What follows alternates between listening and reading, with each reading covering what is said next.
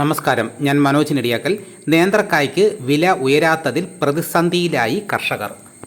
നേന്ത്രക്കായ്ക്ക് വില ഉയരാത്തതിനെ തുടർന്ന് പ്രതിസന്ധിയിലായി കർഷകർ. മെയ് അവസാന വാരത്തിൽ കിലോയ്ക്ക് 45 രൂപയായിരുന്നു. ഇപ്പോൾ കിലോയ്ക്ക് 34 രൂപയാണ് വില. ഈ വിലയിൽ വാഴക്കുല വിറ്റാലും ലാഭമൊന്നും ലഭിക്കില്ലെന്നാണ് കർഷകർ പറയുന്നത്. കഴിഞ്ഞ കുറേ ദിവസങ്ങളായി 33 രൂപ മുതൽ 34 രൂപയിൽ തന്നെ വില തുടരുകയാണ്. വില മാറ്റമില്ലാതെ തുടരുന്നതാണ് കർഷകരെ ആശങ്കയിലാക്കുന്നത്. വിലയിടിവ് ഉണ്ടാക്കുന്ന തരത്തിൽ മറ്റ് സംസ്ഥാനങ്ങളിൽ നിന്ന് നേന്ത്രക്കായുടെ വരവ് നിലവിലില്ല.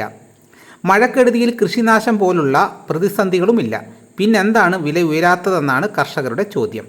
ഇപ്പോൾ വിളവെടുപ്പ് സീസണാണ്. ഇനിയും വില ഉയരാതിരുന്നാൽ കർഷകർക്ക് കനത്ത നഷ്ടം നേരിടേണ്ടി വരും.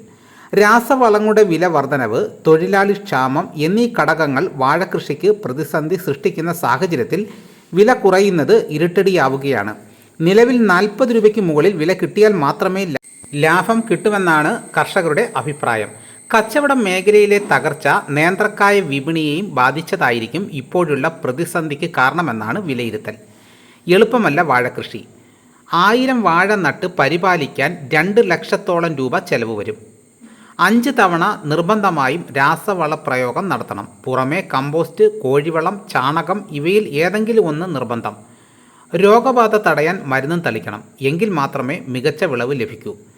വാഴ കെട്ടുന്നതിനുള്ള കമ്പി, കയർ, വാഴക്കന്ന്, പണിക്കൂലി എന്നിവയ്ക്കും നല്ലൊരു തുക ചെലവാകും. സ്ഥലം പാട്ടത്തിനടുത്താണ് കൃഷിയെങ്കിൽ ചെലവ് കൂടും. ഇതെല്ലാം തിരിച്ചു പിടിക്കണമെങ്കിൽ വില കൂടിയേ തീരൂ. അപ്പോൾ വാഴ കർഷകർക്ക് കുലയ്ക്ക് വലിയ വിലയൊന്നും കിട്ടുന്നില്ല. അപ്പോൾ ഒരു 100 കുലയായിട്ട് ഒരു കടയിൽ ചെന്ന് കഴിഞ്ഞാൽ എടുക്കാനും ആളുമില്ല. അതാണിപ്പോൾ വാഴ കർഷകരുടെ അവസ്ഥ. ഇതോടുകൂടി വീഡിയോ ഇവിടെ പൂർണ്ണമാകുന്നു.